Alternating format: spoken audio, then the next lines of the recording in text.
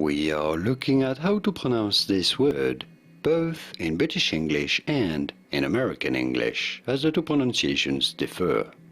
In British English, this word is normally said as direction. You do want to stress on the second syllable, the rec syllable, direction. Direction. In American English, however, this is normally said as direction, direction. Also an emphasis on the second syllable, but no I sound in the first syllable. Direction versus direction. Here are more videos on how to pronounce more words in English whose pronunciations aren't exactly always obvious. I'll see you there to learn more.